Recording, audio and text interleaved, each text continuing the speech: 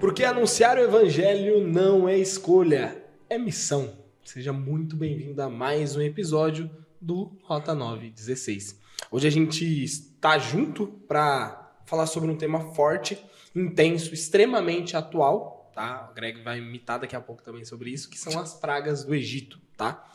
Mas antes de mais nada, eu preciso fazer esse pedido para você, né? Se inscreve no canal, ativa o sininho para não perder nenhum episódio, né? Já deixa o like nesse conteúdo para ele poder alcançar outras pessoas e, por favor, já compartilha nas suas redes sociais, tá? Com alguém que você com certeza sabe que precisa ouvir essa mensagem ou que vai ter um bom resultado dela ouvir essa palavra, essa nossa conversa, né?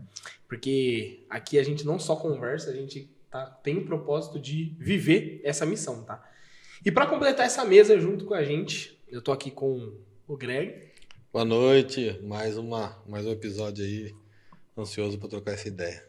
Tem que lembrar que sai de manhã, né? Então é boa tarde para essa. Se bem que não dá para saber. Bom dia, né? Boa tarde, boa noite. Se você assistir bom dia, de manhã bom dia, de tarde boa tarde, por aí vai. A gente tá aqui também com o Joe. Fala, Joe. E aí, galera, mais um episódio, tamo junto, ótimo tema, bem bacana. Eu te confesso que aprendi muita coisa aqui. Bom demais, bom demais. E a gente tá com um convidado ilustre, de peso, importantíssimo aqui pra Internacional. gente. Importado. A gente tá aqui com o Moreno. Fala, Moreno. Fala, Vitor. E aí, tá bom? Gregor, e aí, Jonathan. Boa. Tô bem, graças a Deus. E você? Tudo firme, né? Tudo certo também. Maravilha. Muito bom ter você aqui, tá? Muito obrigado por Muito obrigado. dispor, por estar aqui. E bora trocar essa ideia, pô. Isso. A gente vai entender um pouquinho, né? Refletir sobre como Deus ele lida com essa questão da idolatria, a dureza no coração do ser humano, né? E ao mesmo tempo revelar principalmente aquilo que a gente já está cansado de falar aqui, que é a misericórdia, a graça imensa que ele tem por nós, né? Que mesmo em meio aos nossos pecados, ele sempre se importa com a gente. Eu queria nada mais, nada menos que começar pedindo a presença de Deus para que ele esteja aqui com a gente. Moreno, você faz a oração pra gente? Posso? Vamos orar? Papai que está nos céus, muito obrigado, Senhor, pelo privilégio e oportunidade que nos concede de estudarmos aqui a sua palavra, Senhor. Fale por nós nesse momento e que o pessoal aí em casa possa também aproveitar ao máximo da sua palavra, Senhor. Suplicamos esse favor no teu nome. Amém. Amém. Gente, bora lá então, né? Primeiro contato aqui, a gente vai trabalhar com as pragas e é importante contextualizar o povo, né? A gente veio da história ali de apresentação, do chamado de Moisés, onde ele deu algumas desculpas para não fazer isso. Deus provou, mostrou realmente que Deus é Deus e que ele tinha uma missão e fez ele ir falar com o faraó. O faraó já não estava querendo deixar ele sair e depois de 2 ou 3 pedidos, né, para o faraó, Deus vem alertando ele e traz as pragas para falar não só com o faraó, mas mostrar para todos que Deus é Deus. Como ele mesmo falou, né? Eu sou o que sou. Eu sei o que serei. Eu serei o que serei, né? E, pegando ali o contexto, pegando o jeito que Moisés apresentou, o jeito que foi as pragas, né? Às vezes para alguém ouvir aquilo que a gente fala, a gente precisa gritar, né? Então, eu vejo muito lá em casa a gente faz muito isso. O Rafa tá fazendo bastante isso, que ele chama, ele aí dá um grito pra gente poder entender que ele tá falando com a gente, né? Só que isso é a gente, porque a outra pessoa não tá ouvindo. E quando é Deus que fala com a gente? O buraco é mais embaixo. Como é que ele faz pra gritar, assim, escancarar pra gente que ele é Deus, né? E aí vem a primeira pergunta que eu queria trazer pra vocês, né? Apesar de a gente já saber a história de Moisés, toda a questão das pragas e tudo mais, mas por que Deus precisou agir com tanta força, assim, com tanta brutalidade, né, a partir das pragas, para com o Egito, para com aquele povo? Por que ele precisou dar essa força maior assim, para o povo? Cara, eu penso que Deus conhece o coração de todo mundo. Conhece o seu, conhece de todos. Eu vou só ser breve aqui que eu quero escutar o Moreno falar, tá? Mas eu penso que ele sabendo e conhecendo o coração, ele sabia que às vezes para falar com você, com delicadeza, com um detalhe pequeno, você vai ser convencido. Aquele povo não. Aquele povo precisava de sofrer. E não era sofrer pouco, porque se fosse sofrer pouco, na primeira praga, na primeira demonstração de poder, aquele povo já se renderia e já pensaria, esse é o Deus e não tem outro. Então, ele precisou de gritar e fazer força porque ele conhecia o coração do faraó e ele, na Bíblia ele fala, ele não vai vou fazer isso, mas ele não vai te libertar. Vou fazer isso, mas ele não vai libertar o povo. Vou fazer, mas ele não vai libertar. Então, ele já conhecia. Então, por isso que ele fez com tanta foi tão rude ali. Eu também acredito que, como o Gregor aqui falou muito bem, Deus conhecia muito bem e com profundidade o coração de Faraó e do povo.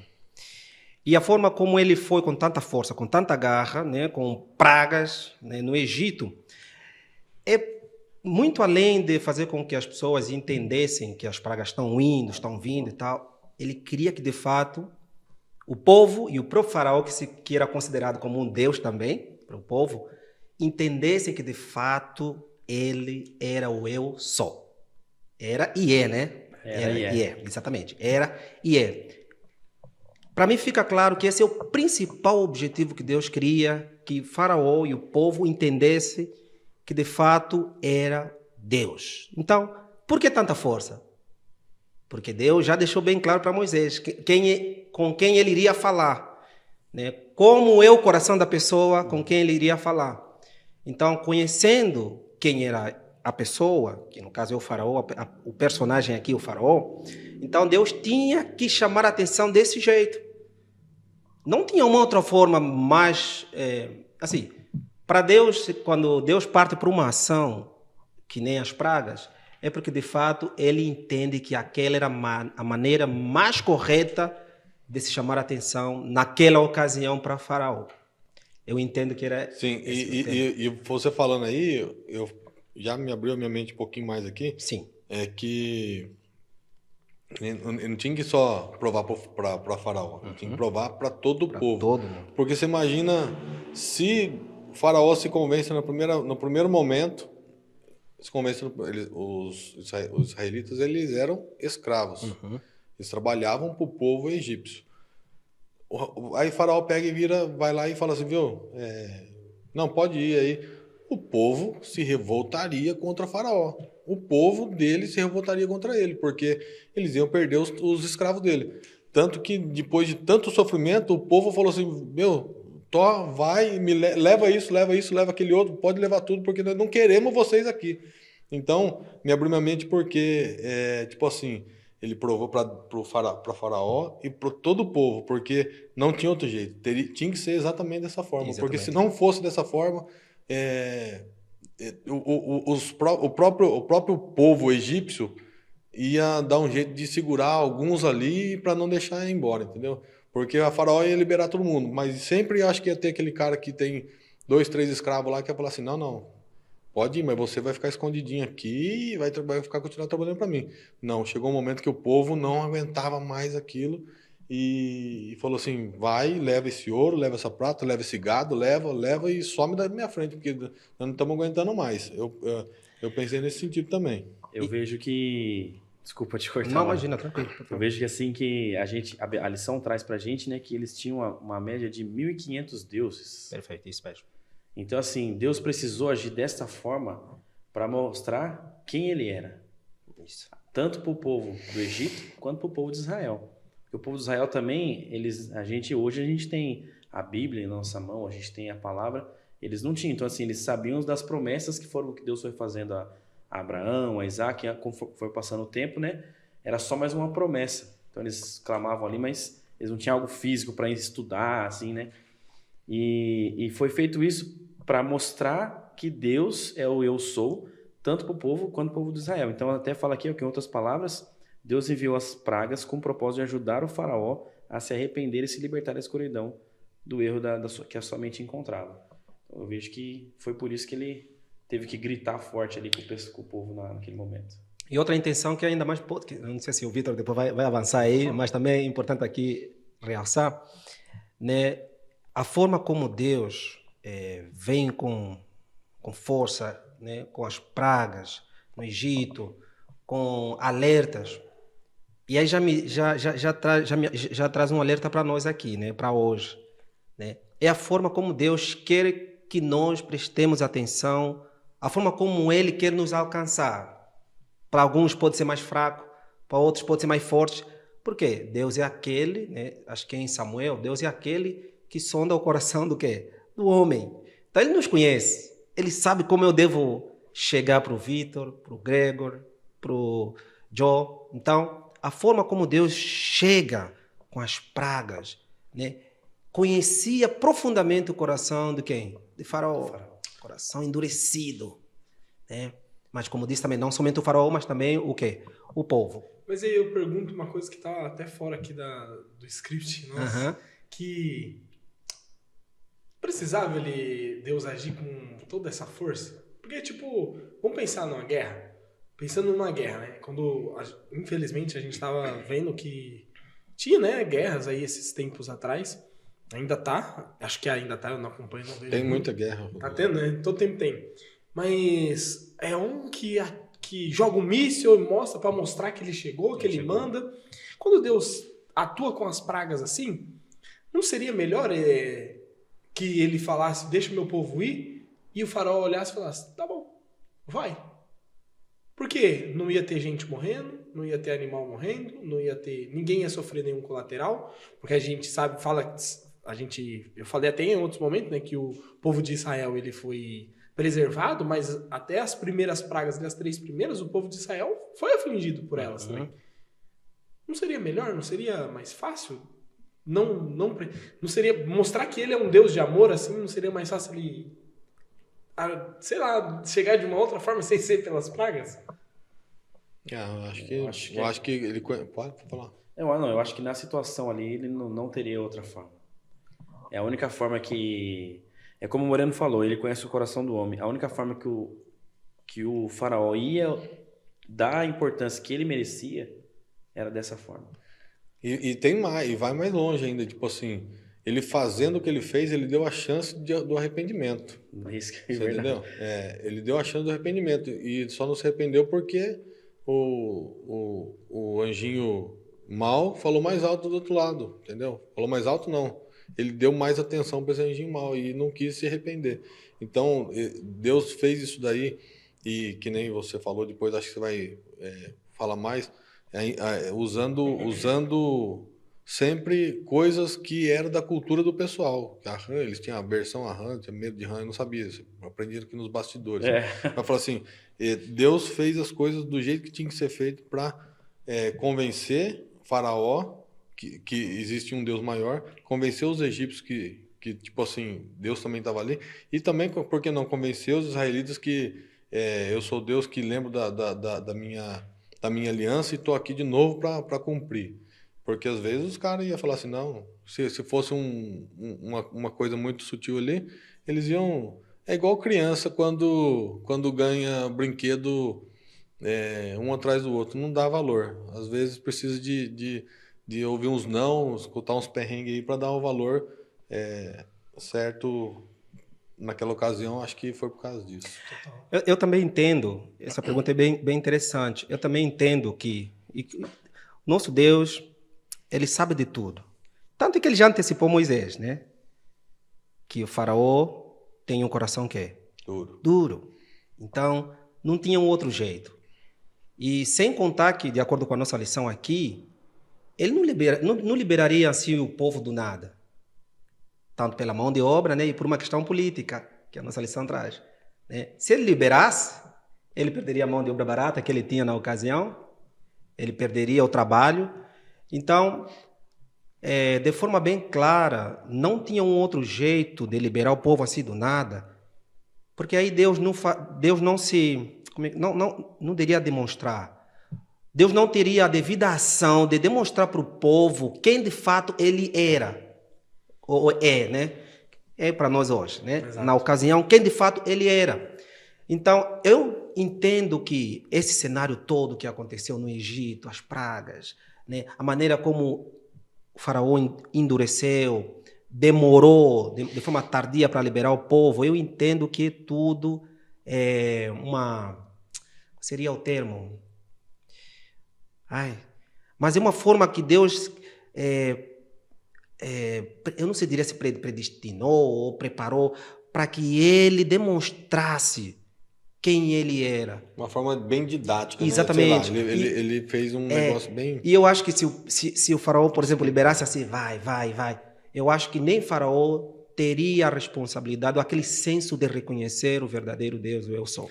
Eu pergunto isso, você ia falar... Não, eu ia falar exatamente isso, que uma das coisas que acho que a lição passada trouxe é que era isso mesmo, o Egito era o único povo que não, era tipo assim, era totalmente ao contrário do que Deus tinha feito até ali. Exatamente. Então assim, Deus precisava mostrar para eles quem era Deus, eles não precisavam desses 1.500 deuses aqui.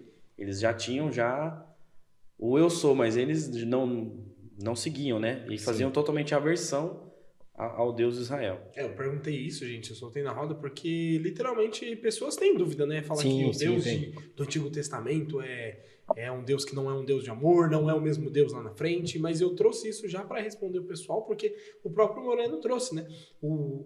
Era impossível o faraó... não vou falar impossível, mas... É quase que impossível que o faraó ele não deixasse o povo sair, porque tanto que Deus avisou, né, que ele não ia fazer isso, e as pragas elas não foram do nada.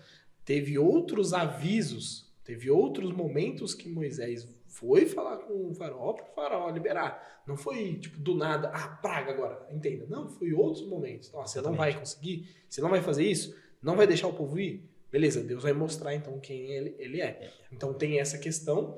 E até para o povo entender que as pragas elas não vêm do nada porque Deus quer daquele jeito e ponto. Não, eram essas outras coisas.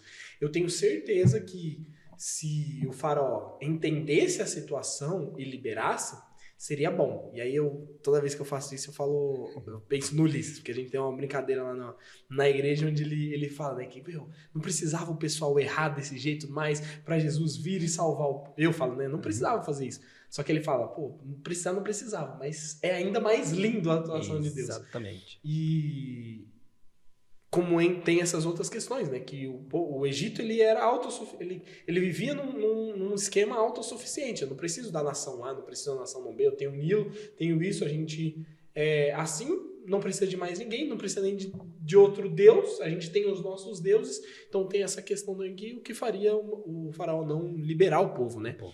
E como o Joe até trouxe aqui pra gente, eles tinham mais de 1.500 deuses, tinha as divindades deles, né, para quem eles adoravam, que não era o Deus de Israel, né, o Deus que a gente acredita, que influenciavam muito, né, e cada praga a gente sabe que não foi aleatória, não foi do nada, foi literalmente para trabalhar em cima de uma divindade deles, para mostrar que enquanto vocês acreditam nessa divindade, eu sou o supremo.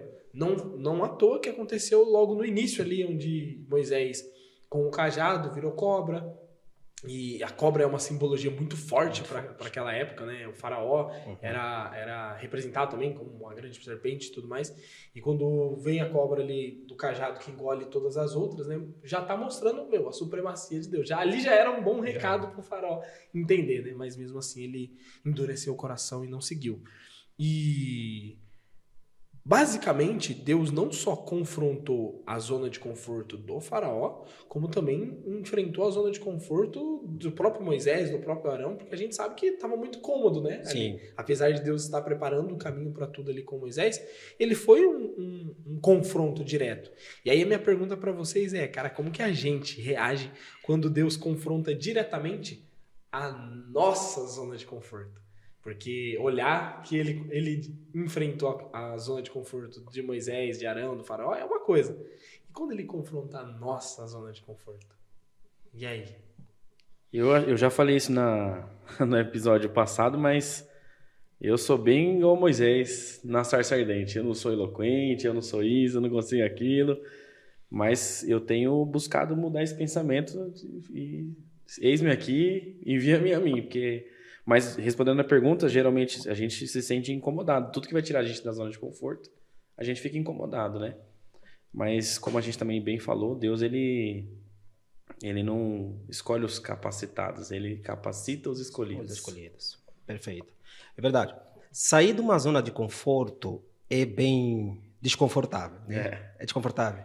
Só que é interessante quando a gente vê, toda vez que Deus quer tirar alguém de uma zona de conforto, é para uma missão bem maior.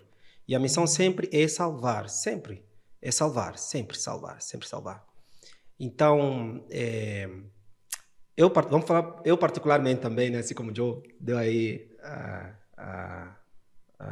assim, um resumo sobre ele, eu particularmente, às vezes eu sinto também assim, né? Às vezes Deus quer que nós façamos alguma coisa que nem se calhar está dentro das possibilidades nossas, né? Mas aí é que está o grande objetivo de sair do nosso conforto. Por quê? Porque Deus, quando pede que saiamos do nosso meio do conforto e tudo mais, é porque tem um plano dele. É um plano dele, não é seu plano, é dele, né? Tanto que vemos na lição anterior, se a memória não me falhe, Moisés ficou tão acomodado por uns quase 40 anos, isso, né? 40 anos acomodado, né? Mas ele teve que sair daquela zona que ele já estava com família, com sogro, filhos, para uma missão maior, uma missão bem maior. Então, sair de uma zona de conforto é desconfortável, mas a vitória está um pouquinho além, sabe? Então, a vitória está um pouquinho além. Eu sei que é difícil, às vezes, nós sairmos da zona de conforto, mas vale a pena, sim, tentarmos. Quando Cristo nos chama, vale a pena tentarmos. Vale a pena irmos. É difícil, mas vale a pena irmos. Tá? E todos os dias nós somos confrontados a sairmos da zona de conforto, por conta das atividades mesmo que a gente faz aonde? Nas igrejas, né? Todo momento. Às vezes a gente não quer fazer um estudo, às vezes a gente não quer a atividade da igreja, mas a gente tem que ir. Por quê? Porque é um plano de Deus para nos salvar. Quando você sai da zona... Cara, quando você sai da zona de conforto, que nem você falou assim, pelas atividades do dia a dia, você vê que não tem nada mais confortável do que você chegar, realizar e depois olhar para trás e ver o que você resolveu aquilo ali. Então, você olha para trás, você fica muito mais confortável do que você estava antes, porque você não tirou um peso, mas você passou de fase, sei lá, alguma coisa do tipo assim, porque a zona de conforto nesse caso, para Moisés, a zona de conforto dele foi mais confortável que terminar nos braços de Deus? Não foi. O povo do Egito que estava, os israelitas lá, que estavam presos no Egito, eles estavam confortáveis lá? Estavam, mas não era nada perto do que eles iam acontecer com eles depois na página 10 lá, sei lá. Cara, então a zona de conforto, quando você pergunta para mim, é muito... Dá para dar uma duvidada se é uma zona de conforto mesmo, entendeu? Porque é uma zona de conforto se você não tiver uma visão aberta. Porque se você tiver uma visão aberta, você vai ver que... E voltando lá, quando você tem uma missão, que nem eu tenho certeza que tem umas coisas aí pendentes na minha vida, que eu tenho certeza que eu não faço porque eu acho que eu estou na minha zona de conforto, mas a hora que eu for lá, sair da minha zona de conforto e for lá e resolver, aquela zona vai ser mais confortável do que a anterior. É isso. É isso aí, é verdade. Total. E eu vejo que eu fiz essa pergunta porque quando alguém nos convida não, mas alguém nos provoca, ou a nós mesmos, né, nos provocamos a sair dessa zona de conforto, é uma coisa. O Joe me provocando, falando, não, você tem que fazer isso, tem que fazer aquilo, é uma coisa. Porque a gente costuma falar no digital que é cego guiando cego. Às vezes eu nem sei para onde eu vou, para onde eu quero ir, onde eu quero chegar, e tô dando pitaco pro cara ir nesse lugar. Só que Deus sabe exatamente onde você tem que ir, o que você tem que fazer, tudo certinho. Então, se é ele falando, eu não sei nem se é realmente um confronto ou é mais um direcionamento, né? Porque pra gente pode ser confronto, mas pra Deus é sempre um direcionamento. E hoje ele continua chamando o povo da mesma forma que lá atrás, né? Que é fazendo o pedido de deixa meu povo ir. E às vezes você pode estar fazendo o próprio papel do faraó para si mesmo, né? Será que você tem deixado Deus agir na sua vida? Que é isso que ele quer. Ele quer que o povo dele haja, que ele quer que o povo vá, que esteja mais próximo dele. E às vezes você está fazendo esse papel de faraó. O chamado que a gente quer fazer aqui é para que você reflita sobre isso, né? Para que você pense como você está levando e se realmente Deus tem esse impacto na sua vida, né? E indo direto falando das pragas, bora falar direto assim, Bora. mais exclusivo sobre as pragas. Existe a historinha dos 3 porquinhos, né? Tem a historinha dos 3 porquinhos. E a gente sabe, né, que o lobo, ele soprava e derrubava, né, as casas e tudo mais. Então, se a gente for avaliar um pouco isso, né, tem aqueles ventos, que já aconteceu muito, que derruba tudo, só que nem tudo acaba derrubando. E lá naquela época, né, a gente sabe que não foi sorte de não ter pego em todos as pessoas, né, os israelitas foram preservados, teve essa proteção de Deus por parte desse povo, não foi uma sorte. Deus age diretamente com eles. E a gente sabe que as pragas, querendo ou não, foi algo terrível, né? E eu queria perguntar para vocês, pensando nas pragas, né, o que mais impacta vocês? É o juízo de Deus com as pragas ou é a proteção de Deus? Para mim, ambas As duas coisas. as coisas, né? A proteção e o juízo. Por quê? De acordo com o texto bíblico lá em Êxodo, do capítulo 1 até em diante, onde a gente tem a história toda, né? Você vê que conforme as pragas foram caindo, foram surgindo, o povo atacava, né, os bens, as casas, o povo dos egípcios, e no paralelo aí os hebreus, né? Os hebreus estavam protegidos, né? Aí você vê, juízo por quê? Porque nosso Deus é um Deus justo. Ele é um Deus justo. Se ele está fazendo justiça, ele é o juiz. Justiça sobre alguma coisa. E se por um lado, até deixa eu colocar aqui a minha cópia aqui, né, da pergunta que você fez, só para eu não me perder aqui, peraí. O que mais impacta? Isso. As pragas, né? As O pragas, juízo ou a exatamente. proteção? Juízo ou a proteção. Se por um lado ele é justo e ele pode fazer a justiça, né? O lado da justiça tem dois paralelos. Tem um lado que se ele está julgando, está colocando a justiça em prática, é porque de alguma forma, por um lado, tem aqueles que vão ser julgados e por um lado tem o lado do... Os redimidos? Não. Peraí. Ah, peraí, meu pai do céu, a pergunta aqui... O que mais que te impacta nas pragas? Juízo ou a proteção? Isso. Se por um lado ele está aplicando justiça, por um lado ele tem que aplicar a proteção do outro lado. Que nem igual, vamos supor, a gente vai assistir algum ato de julgamento Um júri. um júri, exatamente, um júri. A gente tem lá o juiz julgando. Não, você fez tal coisa, pronto, você vai cumprir isso. No entanto, do outro lado, a pessoa que se calhar foi absolvido, que fala? Inocentado, bom, você fica para lá. Tem o réu e a vítima. Né? Exatamente, entendeu? Então, eu quando vejo essa pergunta, eu penso nesses dois sentidos. A forma como a justiça é aplicada, de forma justa, e a forma como a pessoa que é protegida, a proteção no caso, é feita. Ambas as coisas. Por quê? Você vê, se por um lado a chuva está caindo do céu para dois povos, você vê como é que é a maravilha. Nossa, por outro lado está a pegar fogo, mas do outro lado não pega fogo. Que tipo de Deus é esse? Então, eu me chama a atenção as duas coisas, a justiça e a proteção. A forma como Deus protegeu o povo e a forma como Deus acaba fazendo justiça sobre o povo, né, de Israel e a proteção sobre os hebreus. Então, para mim, as duas coisas, esses dois lados me chamam a atenção por esse motivo, entendeu?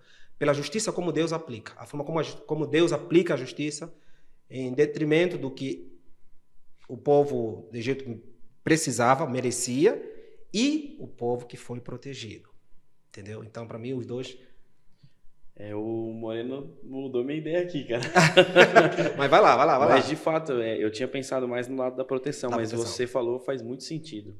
Porque se você avaliar a lição até o final, acredito que a gente vai comentar isso mais pra Sim. frente, mas tudo que foi acontecendo, as pragas, tudo, foi em forma de justiça no que eles fizeram com o povo de Israel Exatamente. até aquele momento. Então, imagina, o povo de Israel não devia ter terra, não devia ter animais, eles não podiam ter os tesouros ali, eles só trabalhavam, eles eram escravos. Então, assim, tudo que eles eram de direito deles, o que deveria ser justo, eles não receberam. Então, as pragas veio para igualar. Exatamente. Nossa, cara, E aqui, John, e aqui só uma coisa que é interessante, quando você vê assim, o que nos impacta, juízo e a proteção. Se você for mais a fundo, você vai ver que nós estamos a falar do caráter de quem? De Deus. Que é um Deus justo, um Deus que protege, né? Da mesma forma como ele protege alguém que de fato viva segundo a vontade, princípio, e do outro lado, alguém que não viva segundo princípios. Então você vê a maravilha, você vê como o caráter de Deus aqui se fazendo sentir, né? De fato aí, ele é justo para quem é justo, né? E ele é... o termo está me fugindo aqui, o termo. Mas de forma resumida, eu defendo que esses dois lados, o juízo e a proteção, me maravilham por esse motivo, entendeu? Porque estamos falando de um caráter de quem? De Deus. Quem ele é de fato aqui, entendeu? Um vive sem o outro, né? Isso. Ele é um completo, né? Entendeu? Eu, particularmente, me impressiono mais com o juízo. Com o juízo. Eu olho e falo assim, cara... Isso. Mas é porque a gente... parece que a intensidade, né, das pragas, elas Sim. são muito maiores. E você olha assim, nossa... É forte o negócio. Uhum. O negócio é bem forte. É bem e eu forte. que não tô dentro do contexto ali cultural, já fico assim. Imagina Sim. eles que estavam adorando os deuses, aí chega sapo, aí chega gafanhoto do nada, assim, nossa, eu vejo muito Rio isso. transformando em sangue. Eu mosca vejo. pra todo mundo. Mas faz todo sentido o que o Moreno trouxe, porque ele tem que ser assim. Ele tem que agir com total juízo Isso. e ele tem que agir com total proteção. Por quê? Porque esse é o caráter dele. É o caráter, entendeu? É o caráter de Cristo aí. Absurdo. Na verdade, isso aí é rapidinho, não vou falar muito tempo. E vou defender o meu amigo Moreno aqui, que às vezes os termos faltam na cabeça dele, porque ele é um estrangeiro, então, às vezes eu tenho medo de falar alguma coisa, a pessoa não entende.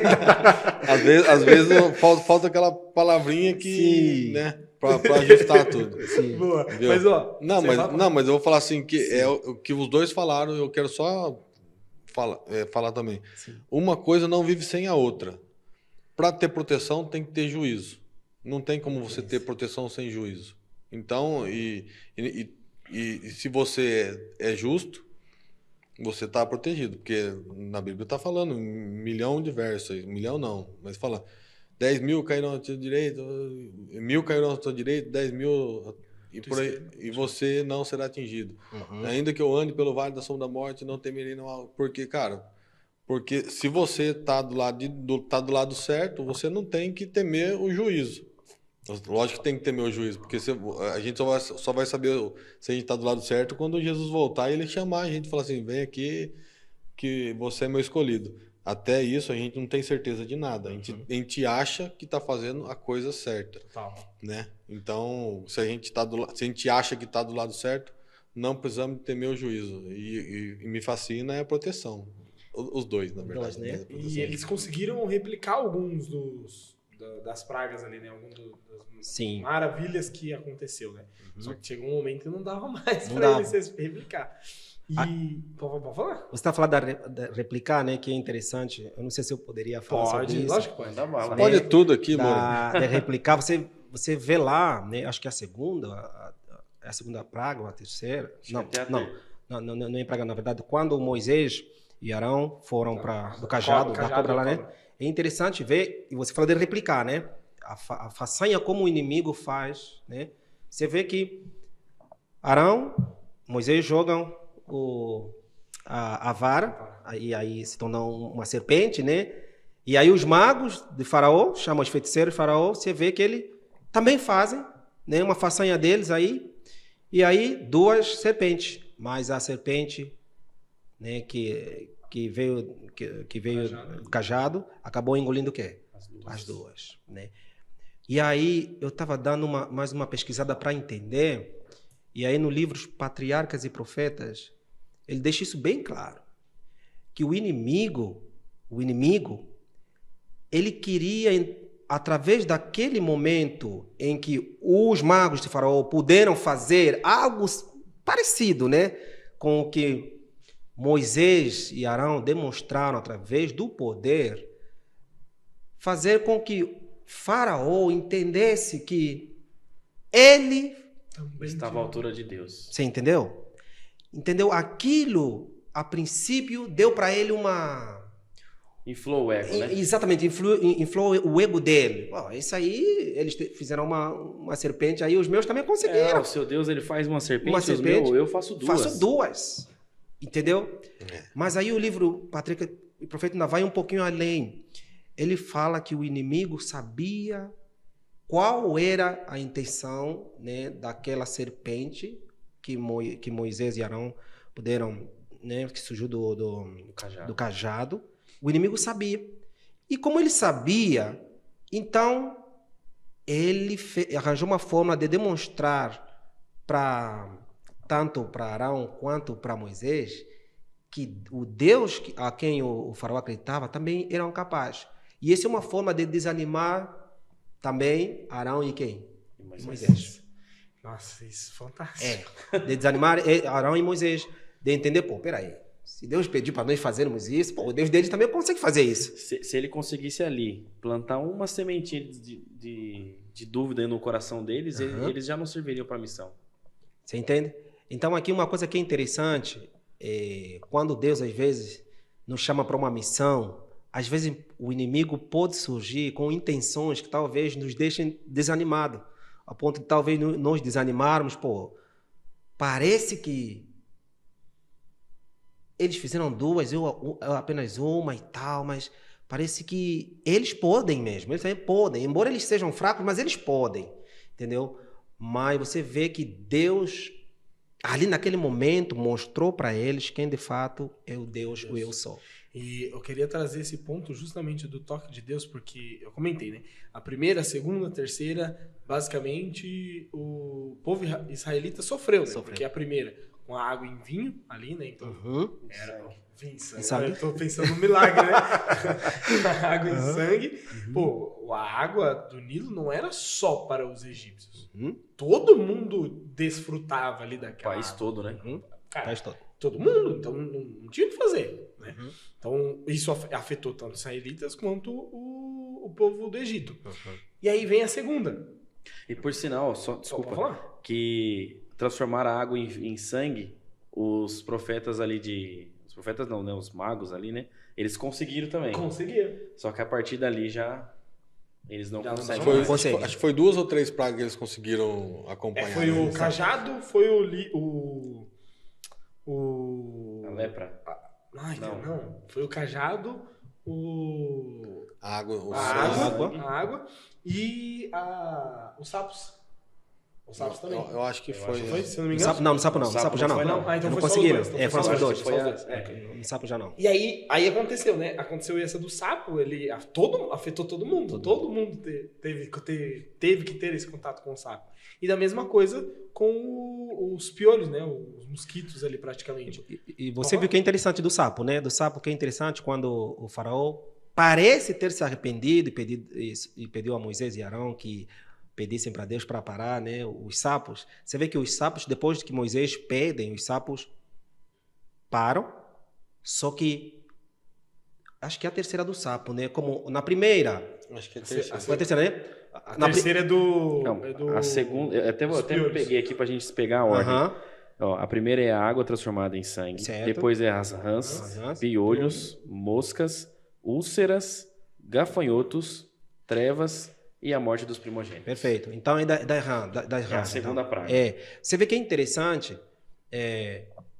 aqui, primeiro da serpente. Aí a serpente, né, engole as outras duas, mostrando a supremacia de Deus, né? Como a lição traz. Naamã, quando eles pedem para que Deus parasse, no entanto, todas as rãs que morrem. E ficam fedendo. E ficam fedendo. Entendeu? E por que isso aconteceu? Para que eles não pensassem que...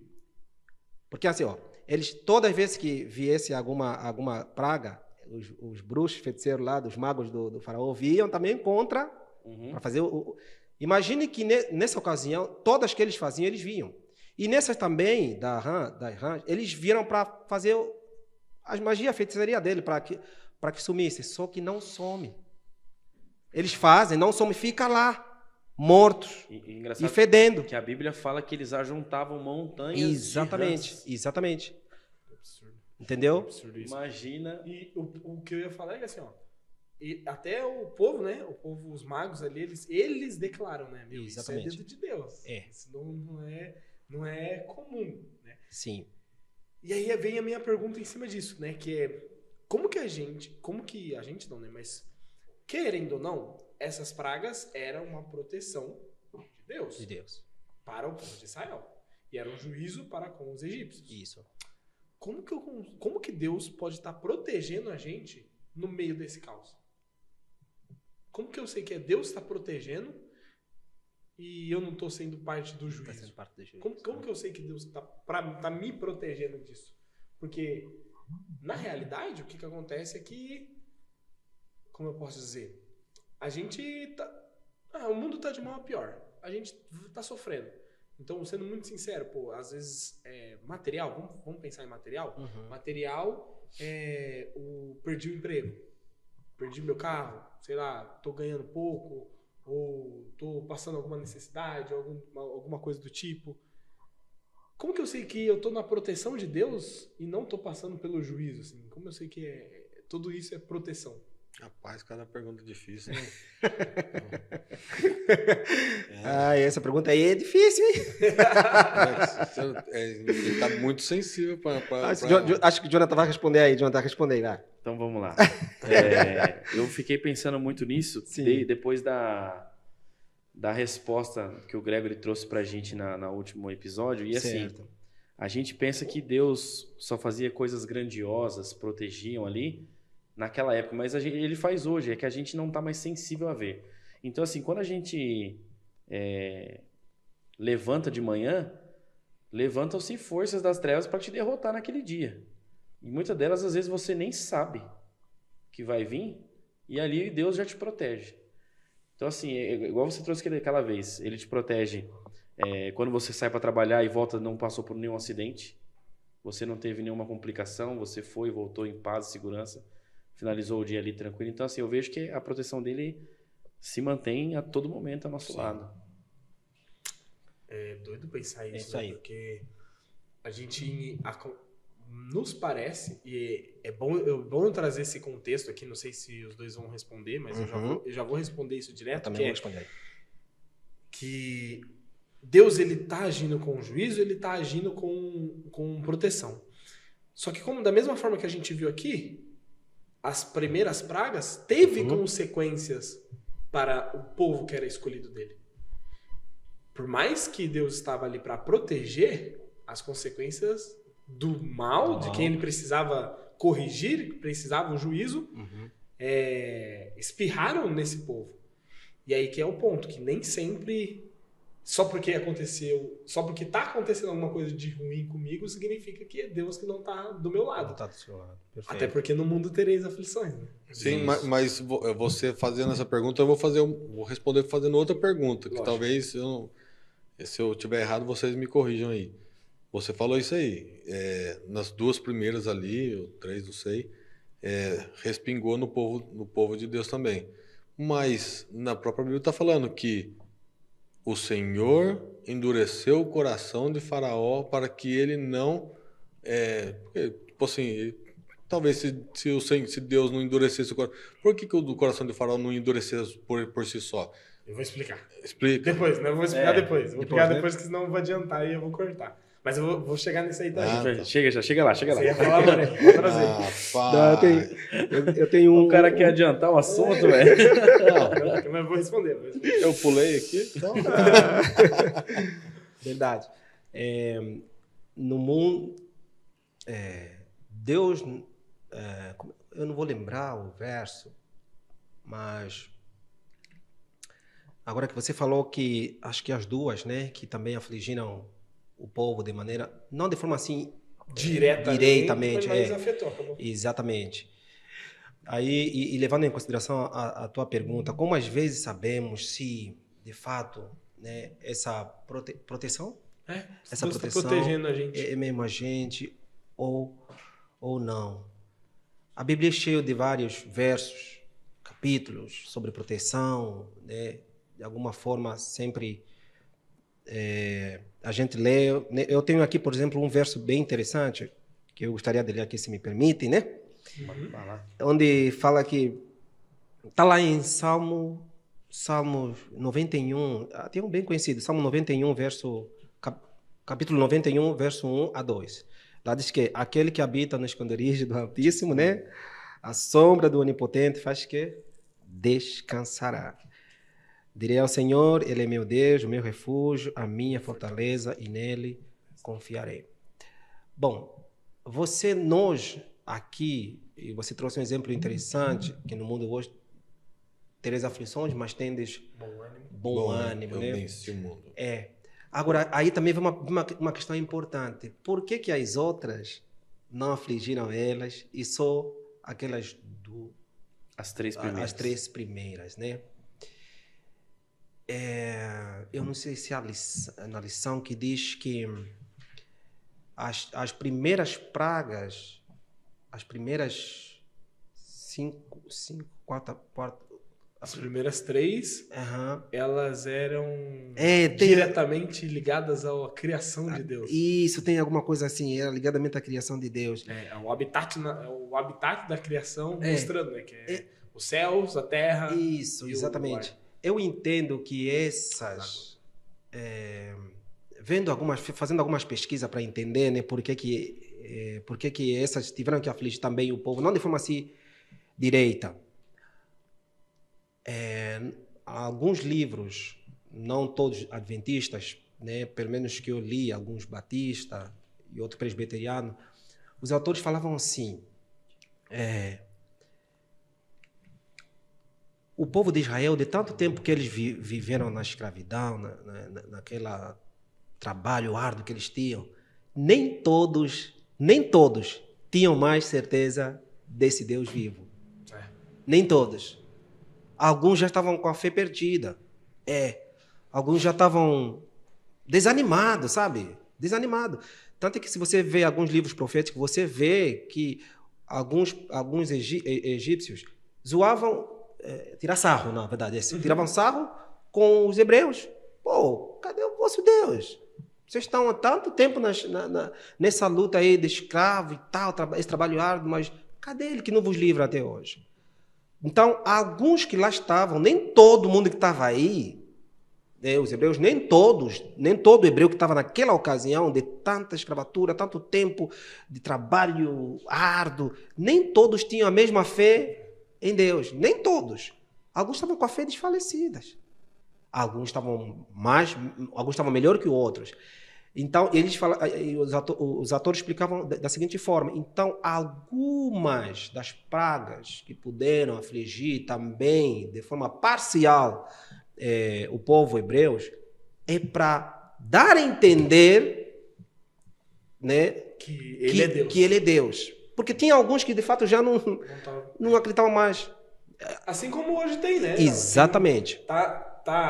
Se diz cristão, se diz que está próximo. Exatamente. Exatamente. Sei não se Deus é Deus mesmo. Deus é Deus. Agora, como acreditar que a sua proteção, de fato, é uma proteção divina? Aí já vai depender muito do quanto você se relaciona com Deus. Sim. Do quanto é a sua vivência. Agora, se você for ver as pragas que parcialmente também acabaram chegando para os hebreus, não foram para todos. Então, dá para entender, né, que Deus queria mostrar de forma literal, eu diria literal não, de forma literal para o povo do Egito e o faraó, e de forma parcial para o povo hebreu, que de fato ele era Deus. E a gente se isso. esquece muito, né, de Deus. Uhum. A gente se esquece, exatamente. Bastante. Então, e eu falo isso porque todo mundo, não vou generalizar, mas no contexto cristão, a maioria acha que todo momento Deus... a gente é o berço de ouro, nasceu no berço de ouro, a gente é o centro do universo, porque Deus, ele mostra pra gente que a gente se importa muito e que a gente não tem que sofrer, porque se ele me quer o bem, se ele me ama, por que eu vou sofrer? Por que eu tô passando por isso? Por que ele falou que me ama e por que, sei lá, minha avó morreu? Eu conheci, por exemplo, um colega que ele não acreditava em Deus porque um dos motivos principais, mas foi porque a avó dele era muito apegada a Deus e ela morreu de câncer.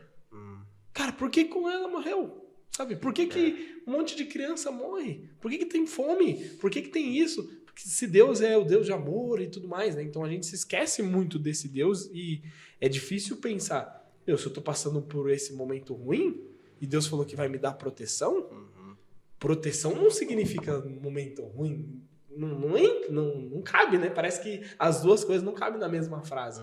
E vem Deus mostrando, vem Cristo mostrando que, no mundo vai ter aflição, sim, vai ter esse problema, porque como o próprio Joe diz, todos os dias que a gente acorda é forças do mal querendo ir contra aquilo que Deus traz pra gente, né? E quer pra gente. Então eu vejo que nós se esquecemos muito fácil de Deus. E sobretudo, né, que vier, tem de bom ânimo, né? Tem de bom ânimo. Porque eu venci o mundo. Eu venci o mundo. Mas também falando, eu vou voltar na criação dos filhos. Eu vou voltar na criação dos filhos nessa fala sua aí. Que, cara, você imagina se você, Deus é meu pai, eu amo ele e ele me ama. Ele vai me dar tudo. É o ideal. Não é o ideal? Mas ele te deu tudo. Não, mas tudo que eu quero. Tudo que eu quero. Aí não. Tudo que eu quero. Não tudo. Ele me deu tudo. Tudo que eu tenho é dele. Mas muitas vezes eu tiro esse mérito dele e acho que muitas das coisas que eu tenho é porque eu mereço. Vamos até no versinho lá do Pai Nosso, né? Pai Nosso de cada dia, o pão nosso de cada dia nos dai hoje. Ou seja, tem um outro lá que é da necessidade.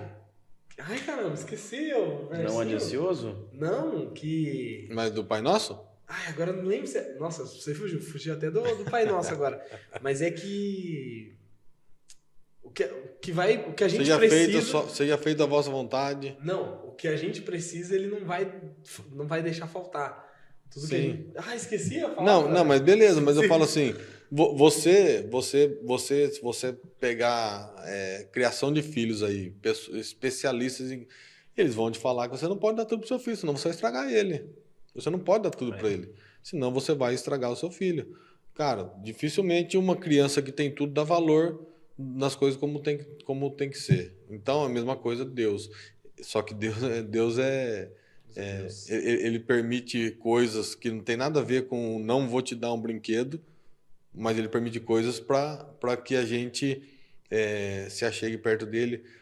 Cara, é mistério de Deus. E é tudo, se você fizer um estudo aprofundado, tudo o que Deus permite é nada mais para revelar o amor dele também e o caráter dele. Não tem nada que ele faça que não seja para revelar o amor e o caráter.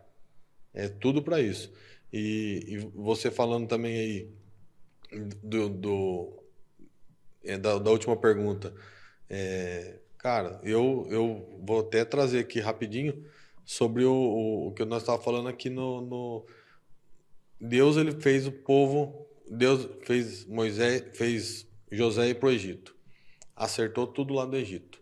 Fez o que tinha que fazer, só que com isso ele levou o povo de Israel lá para o Egito. E eles, né? Aí passou todo aquele tempo, ficaram escravos, passaram tudo que tinha que passar. Se você trazer para os dias de hoje, eles passaram por um momento de aflição, se lembraram de Deus, começaram a orar para Deus, lembraram que tinham um ser maior, passaram pelas pragas, depois das pragas foram para o deserto, depois do deserto atravessaram o Mar Vermelho e viram Deus acabando com todos os egípcios. Depois ficaram 40 anos lá e mais para frente depois chegaram na Terra Prometida, né? É a mesma coisa hoje. Hoje, os fins do tempo vai ser uma história contada da mesma forma, no mesmo cronograma, vamos dizer assim. Porque o que eu entendo que vai ser o fim dos tempos? Que o amor vai se esfriar do mundo, vai vir uma sacudidura. O coração vai ser endurecido. O coração vai ser endurecido, como o povo lá de Israel. Estava lá esquecido de Deus, que nem o Moreno falou ali. O povo esqueceu, não é todo mundo que acreditava em Deus. Só que alguns acreditaram e Deus salvou todos. Não foram todos daquela geração, porque foi passando de geração para geração, mas um povo entrou na Terra Prometida. Então, voltando aqui, aí estava o coração endurecido, nós vamos passar por isso também, nós ou nossos sucessores aí, vai ter uma sacudidura, nós vamos ter que voltar para Deus e vamos ter que fazer isso aí com muito afinco, porque a gente vai ver muita coisa errada acontecendo. Depois que acontecer isso aí, vai cair umas pragas aí, e nós sabemos que vai cair, que nós podemos puxar. Tem a mesma história lá das pragas do faraó. Depois disso, nós vamos fugir. Depois que a gente fugir, vai vir gente perseguindo, como o exército egípcio perseguiu os israelitas. Vai ter gente perseguindo o povo de Deus. Depois que acontecer tudo isso, o que vai acontecer? Jesus vai voltar. Vai passar os 1000 anos lá, tal, e vai vir do mesmo jeito que Deus fechou o Mar Vermelho em cima do exército egípcio, com tudo aquilo que eles tinham melhor lá. Deus vai lavar o mundo com fogo e enxofre, não vai ser com água, não vai ser... Ele prometeu que não seria mais... Não vai ser com água. Não estou falando nem do dilúvio, estou falando só daquela historinha ali. Se você pegar aquela passagem e colocar para cá, você vai ver que, tipo assim... Os mesmos acontecimentos. Dá para você fazer um remake, não sei como é que fala, mas tipo assim, dá para você ver, são detalhes diferentes, com pessoas diferentes, numa época diferente, com como é que fala? Elementos diferentes, mas no final é a mesma coisa. É a mesma coisa. Deus vai salvar o seu povo no fim. É só basta a gente acreditar e viver isso.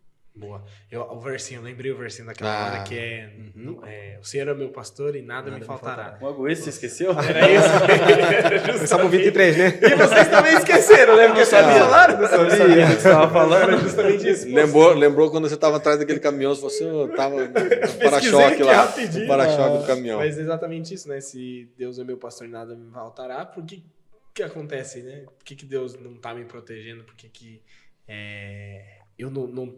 Por que está acontecendo tudo isso comigo, né? Então, um ponto importante que, enquanto o Egito sofria, Israel era guardado, né? A gente sabe, apesar de ter algumas espirrado neles, né? Sim. Isso literalmente aponta mais uma vez o que o Moreno trouxe do caráter protetor de Deus, né? Ele disciplina, sim, com a justiça a quem deveria, mas também separa os que amam. Isso. Meio à calamidade, meio ao caos que tem tudo isso, né? E você, às vezes, está só observando o caos, você está aí só de olho, ou então você está debaixo das asas de Deus, né? Às vezes você está só observando, ou você está debaixo das asas de Deus. E esse é uma reflexão que constantemente a gente faz. Será que eu estou debaixo das asas de Deus? Deus está realmente me protegendo? Ou eu só estou observando tudo isso acontecer? E aí eu queria trazer, dando sequência aqui ao que o Gregory falou sobre esse tal endurecer o coração de Deus, né? Porque... Agora sim, Gregory. Botei minha resposta. Agora sim. Fazendo uma analogia aqui, o mesmo sol que derrete a manteiga quando está sendo exposta, é o mesmo sol que endurece o barro, né? E o ponto diferente não é o sol. A diferença não é o sol. A diferença está no material, né? De ambos das exposições do sol, né? E assim é o nosso coração diante de Deus. Mesmo dependendo do coração, ele vai ser endurecido, e dependendo do coração, ele é derretido. Eu ia falar manteigado, não tem nada a ver. Ele é derretido. E aí é um pouquinho capciosa essa pergunta, mas como eu consigo saber que meu coração está endurecido? Ou está endurecendo? Quando você não associa nada a Deus. Quando você não associa... Quando você não associa nada que acontece na sua vida a Deus, nada do seu cotidiano tem a ver com Deus, o coração tá duro, cara. Quando também a sua voz já não é sensível à voz do Espírito Santo. Sim. Interessante que a lição ela traz isso para responder a sua pergunta. Na Bíblia, são 9 vezes que o livro de Êxodo traz que Deus, o coração, não falou Deus, né? Em que o coração do faraó iria se endurecer. E nas primeiras 5 vezes, não fala que Deus endureceu o coração, e sim que o faraó endureceu. E aí, a partir na 6ª vez, Deus já... Ele não dá uma sentença, né?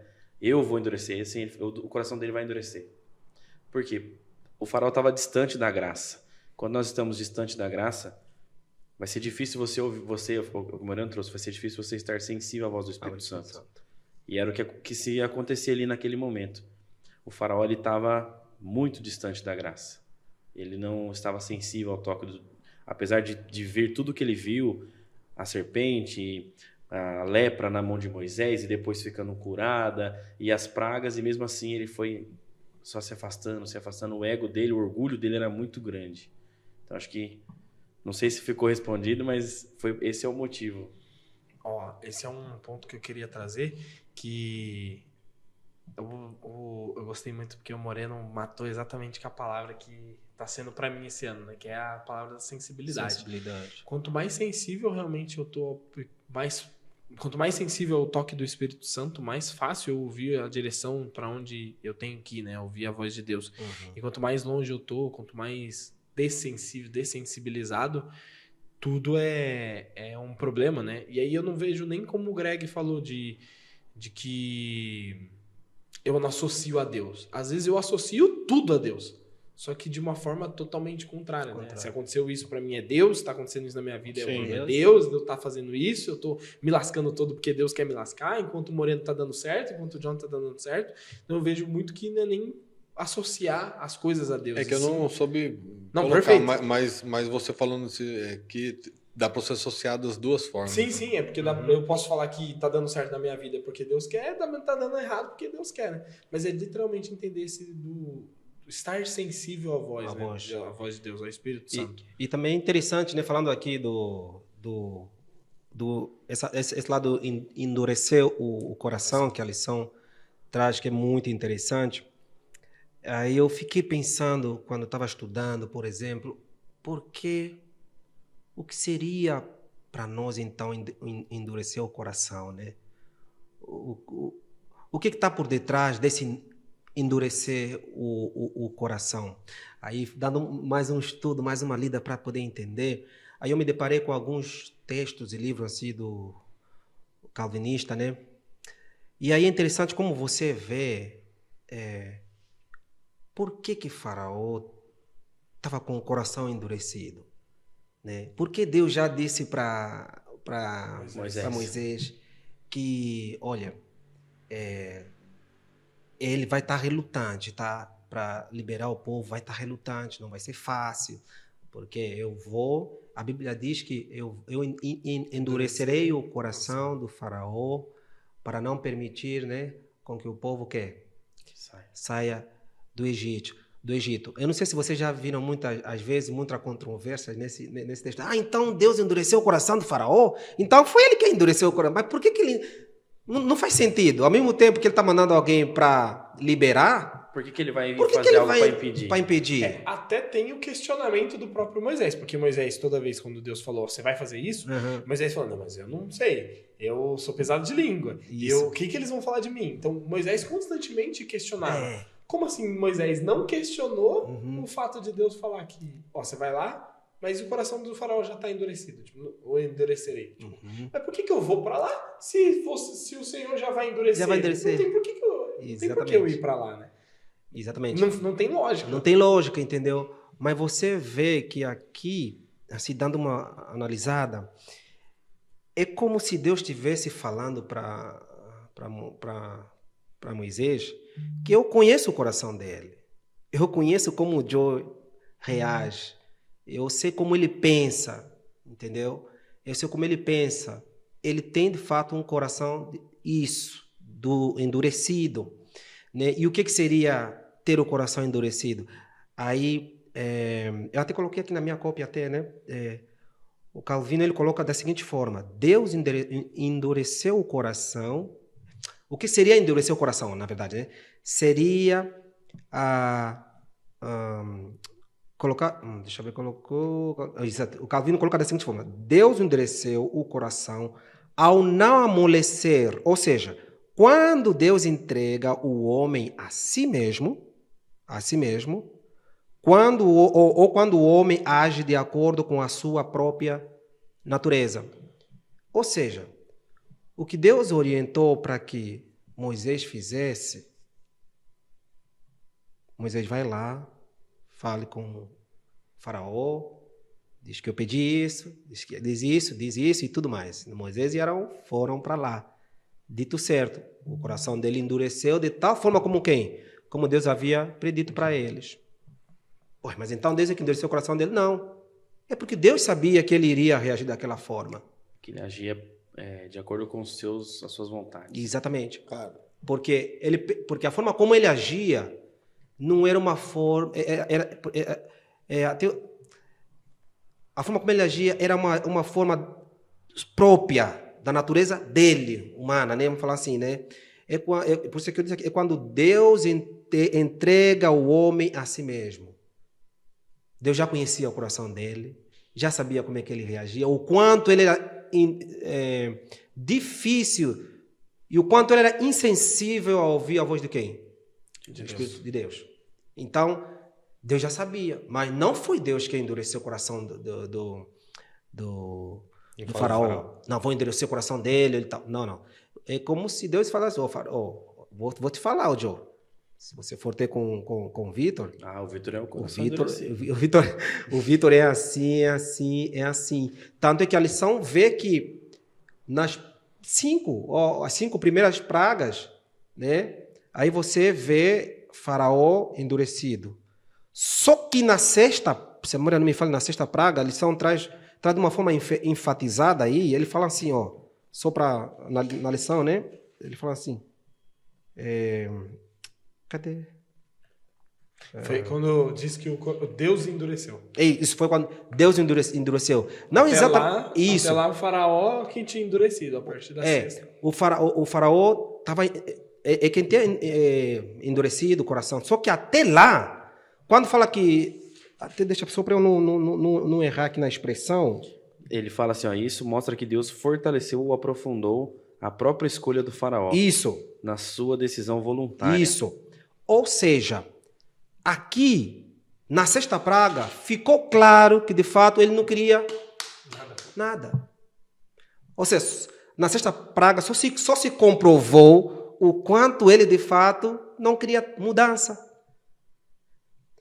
Olha, na primeira praga ele não queria, na segunda não queria, na terceira não queria, na quarta não queria, com o coração endurecido. Só que na sexta, ficou evidente, de forma mais clara ainda, que ele não queria mudança. Era Deus, era literalmente ele. Era mesmo literalmente ele. Para mim aqui agora, sim, tá bem respondido tudo isso daí, mas eu acho que a partir do momento que eu penso que o ser humano ele tem um livre-arbítrio, certo. Se Deus falar assim, eu endureci o coração do faraó, ele tirou o livre-arbítrio do faraó. Então, não, isso é impossível de ter acontecido. Concorda? Se Deus endureceu o coração de faraó, ele tirou o livre-arbítrio de faraó. Então, se fosse realmente, né? Se fosse literalmente isso. Eu endureci o coração de faraó. Eu acho que vai muito por essa linha aí mesmo, assim, ó. Boa. Você vai lá, você vai acontecer essa praga. Isso. Mas não fique, como é que fala? Surpreso Porque o faraó não vai... Você vai fazer tudo isso e não fique surpreso, porque ele não vai... É igual eu chegar assim e falar, Vitor, você vai lá vender pro Gregory. Uhum. Só que eu já vou te avisar. Você não vai conseguir. O Gregory é difícil. É cara. difícil. Você vai ter que... você vai ter que convencer ele, vai ser difícil. Isso. Foi a mesma coisa. Sim. Não foi no sentido de você vai lá porque eu já vou fazer ele não fechar com você. Não, porque aí Moisés com certeza ia questionar na hora. Não, Falou, por que "Mas, que eu vou? então eu nem vou. Nem vou. Exatamente. Exato. E aí eu queria trazer um lado mais histórico e cultural Certo. para vocês, né, para dar esse contexto, Uhum. que essa questão de endurecer o coração, ele era uma expressão idiomática. Da mesma forma quando a gente fala, vai chover um pé d'água. É verdade. Cara, não existe pé d'água. Não tem como. Mas é uma expressão idiomática naquela época. E quando você... Essa palavra, né? Vou endurecer o coração, eu endurecerei o coração. Eu até expliquei isso pro Joe, né? Quando alguém tem... Quando, por exemplo, alguém tem diabetes. E aí, essa pessoa tem diabetes e ela quer comer doce. Não pode comer doce. E ela quer comer doce. Uhum. Aí chega um momento que ela quer tô comendo doce, e você fala assim, cara, não come doce. Não coma. Chega uma hora que você fala, não, então come então. Come isso, come tudo. Não é que você tá mandando ela comer. Esse ato de comer é uma indignação à sua teimosia. Exatamente. É igual eu falar, filho, não põe o dedo, então põe o dedo. Em Angola nós usamos um termo, se embutir. Não sei se aqui fala isso. Não. Quando você está pedindo uma coisa que a pessoa sabe que é prejudicial, sabe que não vai te fazer bem, aí então tá aqui, se embute. Vocês falam assim. A gente fala isso. E o que Sem acontece? Boa. Na gramática, pegando o gramatical mesmo, pra gente é o que a gente fala que é o imperativo. Coma, faça, durma, beba. Você tá mandando, é uma ordem. Só que você tá mandando e não mandando ao mesmo tempo. Porque você não quer que a pessoa fale, mas ela quer. Aí. Tanto que você tem essa reação de acordo com a teimosia. Só que lá na época, não tem essa parte gramatical. De imperativo, de faça. Uhum. Não tem, não existe isso ali. Na verdade, o certo seria... o escrito fica justamente isso, eu endurecerei. Eu farei isso. Que é esse mesmo sentido, essa mesma ideia, só que na gramática não tem esse imperativo que nós no português temos, né? Então, quando diz que eu endurecerei o coração, é justamente uma reação, uma indignação de Deus de acordo com a teimosia do próprio faraó. Então, é literalmente eu farei endurecer, né? Essa palavra, eu farei endurecer, isso é o que pra gente é imperativo, que é, então vai, faz isso, só que lá não tem, então por isso que fica, eu farei endurecer. É igual quando diz que de todas as árvores do jardim vocês podem comer. No hebraico mesmo, a fala do hebraico não é essa. Todas as árvores podem comer. A frase exata é, e comendo comerás. O que tem a ver comendo comerás pra gente? Não tem nada a ver, não faz sentido nenhum, mas gramaticalmente para nós foi traduzida dessa forma. Mas a expressão é isso. E tem um outro detalhe, gente, eu vou ser um pouquinho mais direto também nisso, que vocês sabem de onde veio essa ideia de endurecer o coração? Por que eles falavam endurecer o coração? Não. Isso também era uma cultura deles. Vocês sabem que os egípcios, eles acreditavam muito nessa de vida após a morte, né? Sim. E um dos rituais que eles tinham, depois que a gente sabe que o faraó é um deus, né, para eles, e eles acreditavam muito que após a morte o faraó ele tinha esse encontro com os deuses, né? E um dos procedimentos lá de tudo isso, tanto que quando um faraó morria, o que acontecia? Todos os órgãos eram retirados, porque ele ia ter um encontro, né, ali, então ele era retirado, os órgãos, menos o coração. O coração era o único órgão que era tirado para fazer a limpa, mas depois voltava para o corpo do faraó, porque lá, num outro plano que eles acreditavam, ele ia poder viver normalmente. Só que esse viver normalmente dependia de algumas coisas, porque ele ia... Eu não vou falar aqui porque vai ser muito, muito certinho ali, eu também não vou lembrar, mas ele ia da presença de alguns deuses e ele tinha que pesar o coração dele, porque o coração é o único lugar onde realmente falaria os pecados, os erros que ele teve e tudo mais, e ele iria ser pesado numa balança, onde tinha uma deusa lá que era representada pela pena, a pena da justiça. Então, ao colocar o coração deles nessa balança e a pena, se o coração pesasse mais, ele não poderia viver, ele seria morto para sempre, não teria essa vida após a morte. E se ele pesasse menos, ele poderia viver normalmente. Só que aí você fala, se eu colocar uma pena e eu colocar um coração, vai pesar com certeza. Só que o que fazia pesar esse coração era o mal que essa pessoa fazia. Então não era o peso carnal do coração mesmo, era o quanto de mal ela fez, se ela foi justa, se ela não foi justa, era isso. Então por isso que daria para essa pessoa viver, porque eles acreditavam que o coração era o único órgão que conseguia transmitir verdadeiramente isso que a pessoa realmente fez, né? Por isso que fala dos sentimentos e tudo mais. Então o que eles tinham como hábito? Era louco isso, né? Doido pensar. Eles tiravam o coração e substituíam o coração por uma pedra dura. Porque na hora que eles acreditassem que chegasse lá, nesse outro plano que eles acreditavam, ia pegar o coração, ia colocar na balança. Pedra tem sentimento? Não. Ele ia ficar igual à balança, e aí o faraó poderia viver livremente nesse outro plano. Era fácil de enganar os deuses, né? Era nesse sentido de enganar os deuses. Então, por isso que existe essa frase de endurecer o coração. Vou endurecer o coração dele. Era justamente para que, na cabeça deles, tinha esse hábito, essa cultura de que ele poderia fazer o que for, que eles tentavam dar esse jeitinho, colocando uma pedra, né, um escaravelho que eles falavam, para poder passar pro faraó. Mas deixando muito claro para quem está vendo a gente, né, que não foi Deus que endureceu o coração, era uma expressão justamente para falar, se você quer, é uma indignação frente a essa teimosia do faraó, ele vai endurecer, pois tá bom, então endureça. E até a própria lição traz aqui, né, em outras palavras, essas tentativas das pragas, né, que nem você já afirmou aí que não foi Deus que endureceu o coração de Faraó. Pelo contrário, né, aqui a lição diz que, em outras palavras, Deus enviou as pragas com o propósito de ajudar o Faraó a se arrepender e a se libertar da escuridão e do erro em que sua mente se encontrava. Deus não criou o mal ou o pecado no coração do Faraó. Ao contrário, simplesmente o entregou aos seus próprios impulsos malignos. Foi que nem eu falei que Deus deu... É como se Deus desse para ele... Quando o coração está endurecido é quando o homem está em si mesmo, né? Está em si mesmo, na sua natureza.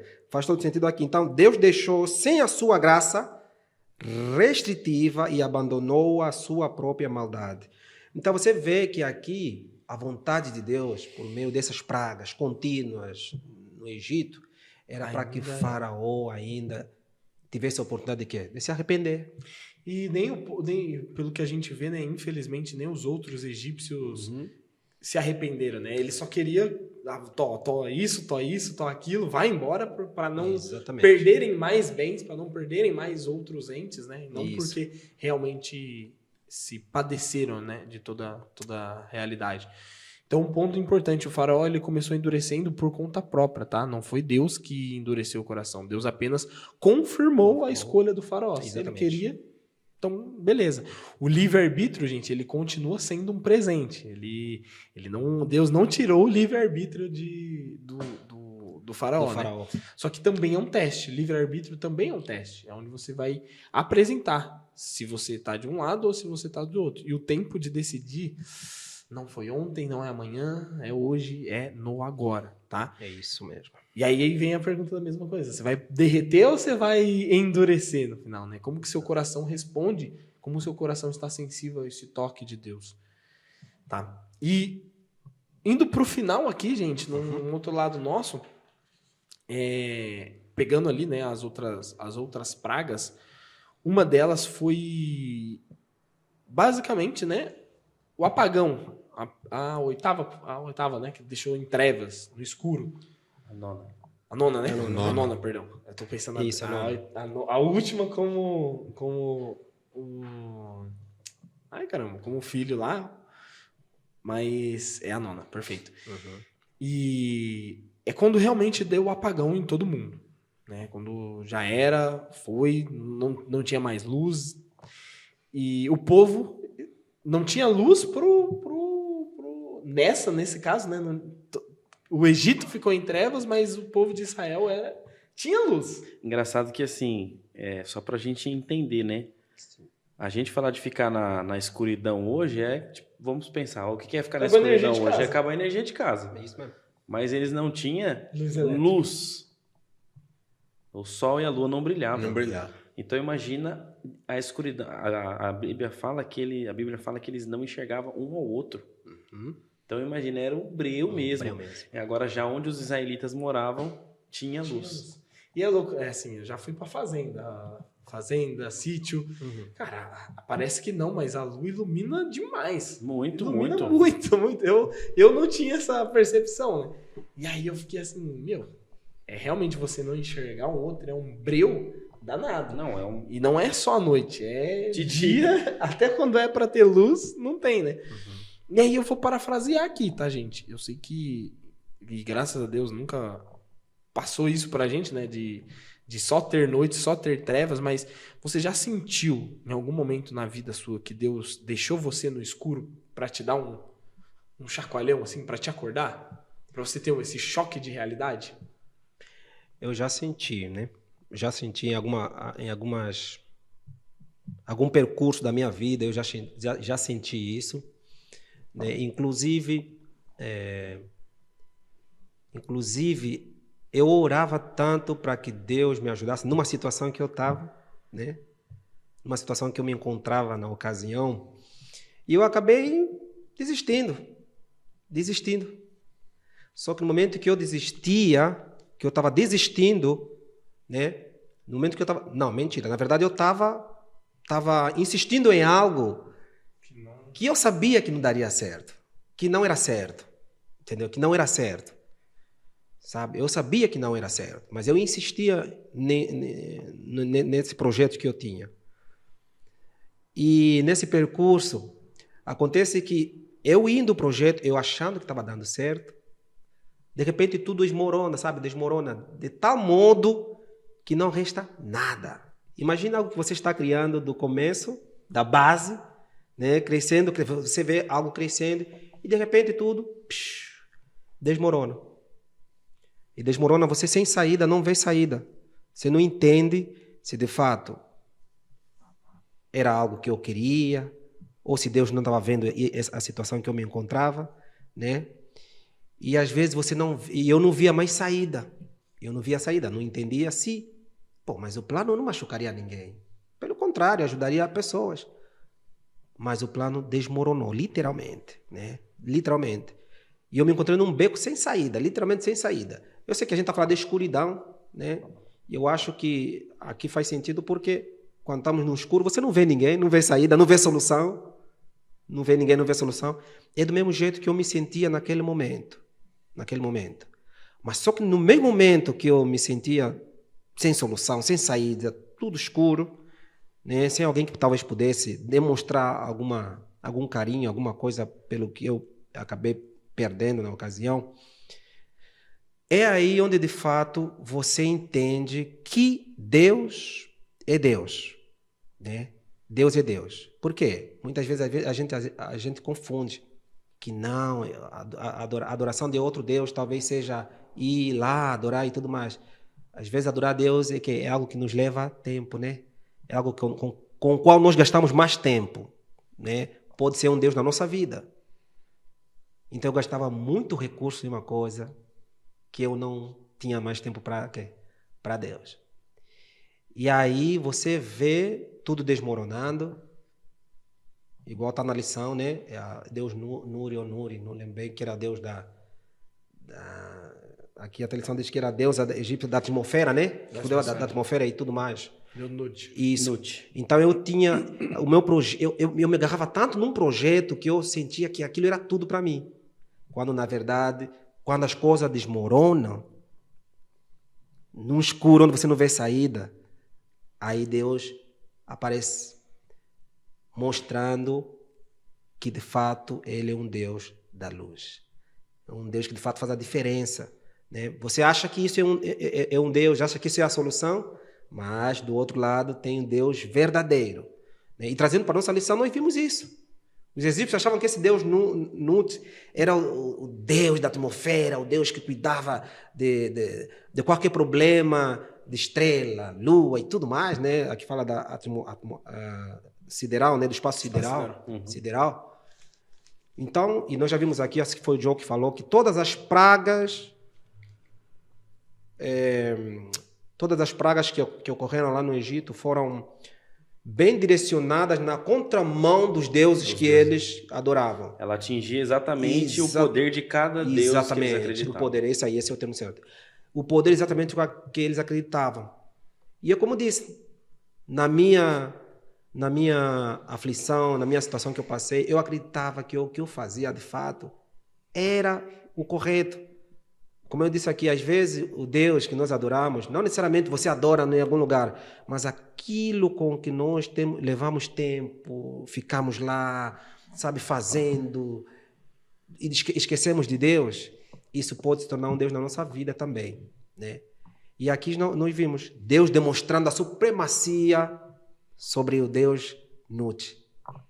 De um lado, escuro, breu, do outro lado, claro. Luz. O interessante que, como você falou no começo, os magos ali até tentaram rebater, né? Isso. Mas depois de um tempo eles não queriam nem estar na presença do faraó, porque eles já sabiam que não tinham o que fazer. Eles não tinham mais poderes ali para poder rebater isso. Muito, muito interessante. E depois de 9 pragas ali, né? Ou menos, na verdade, né? 6, 7 pragas que seja, a gente vê que, poxa, eu, como ser humano, não consigo acreditar que o faraó não entendeu que ele estava vacilando. Que ele estava vacilando, verdade. Às vezes é o orgulho, né? Tem o nosso guia até traz isso, né? Que em algum momento isso pode ser se tornado simplesmente uma questão de orgulho. Eu não vou arredar o pé e deixar esse povo, porque eu já falei que eles não vão, e se eu agora abrir mão, eu não vou ser eu, né? E aí a pergunta que eu queria trazer para vocês é: por que esse orgulho nos impede de reconhecer os nossos próprios erros? Não é nem reconhecer a Deus. Exatamente. Por que o orgulho nos cega dos nossos erros? Porque, beleza, foram 10 pragas, mas eu acredito que com 5 já dava pro faraó entender que ele vacilou. Com 3, com 2, sei lá, não precisava de 10, sabe? Na hora que chegou nas RAM ali, já falou, vixe. O negócio deu ruim, até porque ruim. Eles temiam muito, né? E eles teve que limpar. Teve que limpar. Imagina a podridão que não deve ter ficado no Egito. Não, fora as rãs, mas depois os gados todos morrendo, sem comida, né? Sem plantação. Não precisava passar, né? Aí vem que é a mesma coisa que eu falei ali do Ulisses, né? Que a gente brinca lá na igreja. Pô, mas olhando tudo isso é ainda mais lindo o agir de Deus. Só que, cara, eu tenho certeza que ele... não posso falar tenho certeza porque ele agiu diferente, né? Será que não era o orgulho? Por que o orgulho nos impede de ver os nossos próprios erros? É que o orgulho nos cega, né, Vitor? Nos cega de tal modo que a gente não consegue mais enxergar a presença do... sentir, né? Sentir a presença do Espírito Santo, e a voz de Deus nos chamando, né? Então, orgulho... Eu tinha um amigo que dizia assim, todo orgulho... Não, como é que chama? Ele falava, todo orgulho, todo orgulho antecede a um plano pessoal. Todo orgulho antecede a um... É assim... Não, todo orgulho atende a um plano... Oh, caramba, esqueci o termo. Aquele detalhe que eu falei. Esqueci o termo. Mas, resumindo, vou falar em palavras simples assim. Todo um plano que a gente tem, né, de forma aqui, parafraseando, todo um plano que a gente tem, que quer conseguir, ou já conseguimos, e queremos alcançar ainda mais algo muito, muito acima do que nós estamos, ou acima do que nós queremos, todo um plano e que nos envolve, né, desde o princípio, todo plano que nos envolve desde o princípio, a solicitação, a orientação do Espírito Santo. Cara, para frente você, mesmo que suba, você não vai ter mais a sensibilidade de ouvir o Espírito Santo lá em cima. Você não tem. E por experiência própria, ele falava o seguinte, Moreno, quando eu comecei a subir na vida, né, por caminhos obscuros, coisa de macumba, feitiçaria, essas coisas, como foi subindo na vida para ter mais condições de vida, dinheiro, carros, casas, tudo mais, conforme foi subindo por caminhos escuros, ele deixou de ir à igreja, já não tinha sensibilidade ao Espírito Santo, né? O orgulho dele agora se encheu, queria ter quantas casas, quantas mulheres quisesse ter, entendeu? E em algumas ocasiões, Deus mostrou para ele, através de acidentes de carro, entendeu? Através de perdas de imóveis, para ele voltar, mas ele não queria voltar. Por quê? Porque desde o começo já foi um plano que ele não teve a direção do Espírito Santo. Entendeu? Não teve a direção do Espírito Santo. E aí ele ficava insensível à voz do Espírito Santo, já não queria ouvir. E o orgulho nos cega de tal maneira que parece que a gente não vê nada e não ouve nada. Nosso foco direcionado para alguma coisa que o inimigo quer que a gente se perca. Eu vejo que a gente começa a se sentir autossuficiente. Exatamente. Não, eu consigo. Exatamente. E aí que tá o perigo, porque Satanás também se sentiu autossuficiente. E aí deu o que deu. Né? É isso aí. Isso, né? E aqui... Mas tudo, cara, tudo que, se você for ver, tudo não, né? Uma boa parte desses sentimentos aí, se você se deixa muito levar, o amor te deixa cego. Deixa. Se você dependendo do amor que você tem aí, você abandona a sua família. O orgulho, você perde a sua essência, você perde... Não é nem que você perde a sua essência, cara. O orgulho o que é o orgulho? Você fazer uma coisa e ver que é legal, te deu uma visibilidade, te deu... Cara, tem várias maneiras, eu tô dando essa, várias formas, tô dando essa. Aí você fala assim, pô, foi legal. Recebi um monte de tapinha nas costas, vou fazer mais legal da próxima vez. E por aí vai. A hora que você vê, você tá só vivendo uma fantasia ali, sei lá, para você... Cara, a essência não tem nenhuma, só tem vaidade. Porque orgulho, vaidade, eu acho que anda meio junto, ou não sei. Mas para mim, eu acho que anda junto. Então, são coisas aí que tem que tomar muito cuidado mesmo, porque você pode perder salvação, você pode perder amigo, você pode perder família, você pode perder credibilidade, tudo por conta de orgulho. É por isso que a lição traz bem claro que orgulho, quando estamos no nível de orgulho, o orgulho precede a destruição, né? Acho que está no último verso aí da lição aí, se a memória não me falhe. O orgulho precede a quê? A destruição em Provérbios 6, né? Por aí. 16, 18. 16, 18, né? Antes da ruína vem a soberba e o espírito de orgulho precede a queda. Exatamente. Porque quando a gente está nesse nível o termo que você disse, pô, autossuficiente, cara, você pode crer, você está quase chegando lá para a ruína, entendeu? Então, antes de preceder a destruição, precede primeiro o orgulho. E eu acho que como cristãos aqui, agora trazendo aqui para nossa realidade, é óbvio que em algum momento nós já nos sentimos orgulhosos por alguma coisa que a gente faz tão bem, ou que a gente, se calhar, tem, por algo que nós temos, sei lá, em algum momento nós nos sentimos orgulhosos por alguma coisa. E tem eu diria assim, tem algum momento que a gente pode se sentir orgulhoso por alguma vitória. Sim. Né? Por alguma vitória pessoal, por alguma conquista. Sim. Eu acho que não tem nada Mas de é um errado orgulho nisso. bom, né? Isso, orgulho bom. Acho que o orgulho que a Bíblia aqui está nos trazendo aqui é um orgulho que submete à vontade de Cristo. Tá? Por quê? Você vê que as pragas aqui que foram sucedendo depois, né? Você vê que todas destruíam os deuses de quê? Deles, dos egípcios. Por quê? Porque esses deuses submetiam-se ao quê? Ao poder de Deus. Né? Se representavam como os deuses dele aí. Mas você vê que Deus aqui aparece demonstrando para eles que ele é o único Deus. E a gente vê que o faraó foi passando, né, as tentações, as pragas, e ele foi tentando barganhar ali com Moisés, né? Então, tipo, beleza, pode ir, mas deixa as crianças e os filhos. sem os gados, sem isso, sem aquilo. Foi tentando barganhar, até que passou a última praga ali, né, a 10ª praga, e aí ele sentiu, veio aquela dor forte, né, de ter perdido a família, e falou, vai, tira todo mundo. tudo, já não quero saber. Não quero saber disso. Não quero ver mais. Na próxima vez que eu ver o teu rosto, eu vou te matar. É como se fosse um arrependimento, mas a gente sabe que é um falso arrependimento, porque logo depois ele, esse povo vai sair, o que eles vão falar de mim, o que eles vão falar do meu reinado, e foi atrás, né, do povo.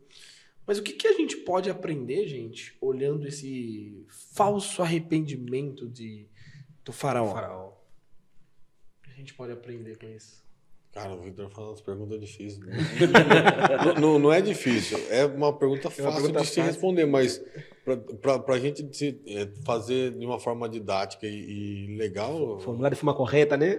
Formular essa resposta. Eu acho que assim, trazendo para os dias de hoje, a gente age muito como o faraó agiu, quando a gente erra, e aí fala que se arrepende, até pede às vezes perdão para Deus, mas aqui no íntimo do coração, eu ainda tenho aquele pecado, aquela vontade de fazer o errado. Aí a gente fala, beleza, Senhor, putz, me perdoa, eu errei aqui, e aí, me perdoa, Senhor, eu errei, tá bom? Aí beleza, aí você vai dormir, aí no outro dia você acorda e faz o quê? Erra de novo. Coisa. E aí, então eu acho que esse falso arrependimento dele se encaixaria nisso aí. E aqui, o que a gente também pode aprender com isso também? Aqui, né? Pegando o gancho aí do John. Faraó, nós vimos ele barganhando muitas vezes, um falso arrependimento. Isso nós fazemos todos os dias. Né? Nós fazemos isso todos os dias. Todos os dias.